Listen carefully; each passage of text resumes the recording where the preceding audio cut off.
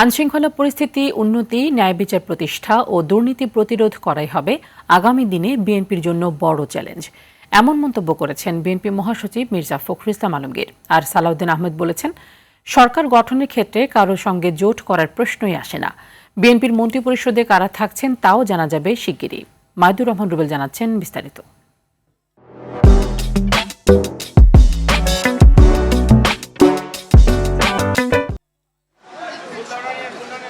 বিজয় নিয়ে নিজ নির্বাচনী এলাকা ঠাকুরগাঁও থেকে ফিরে শাহজালাল আন্তর্জাতিক বিমানবন্দরে সাংবাদিকদের মুখোমুখি বিএনপি মহাসচিব।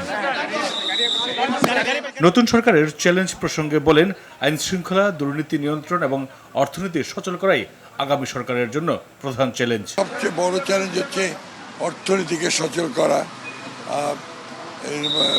আইন শৃঙ্খলা পরিস্থিতিকে নিয়ন্ত্রণে রাখা, ন্যায় বিচার প্রতিষ্ঠা করা এবং দুর্নীতিকে নিয়ন্ত্রণ করা। দ্বিতীয়ত চ্যালেঞ্জেস নেই।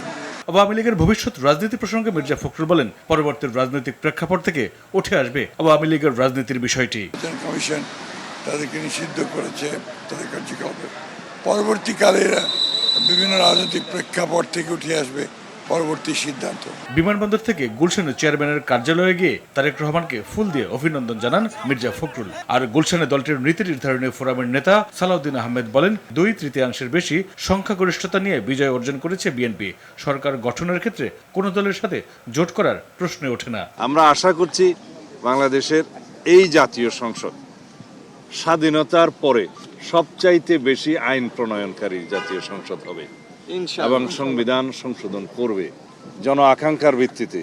আমাদের শহীদদের আকাঙ্ক্ষা অনুযায়ী, প্রত্যাশা অনুযায়ী, তরুণ প্রজন্মের প্রত্যাশা অনুযায়ী এই দেশকে আমরা মেধা নির্ভর, প্রযুক্তি নির্ভর এবং জ্ঞান নির্ভর রাষ্ট্র বিনির্মাণের জন্য সংকট সমাধানে অগ্রাধিকার ভিত্তিতে বিএনপি সরকার কাজ করবে বলেও জানান তিনি। মাইদুর রহমান রুবেল, RTV, ঢাকা।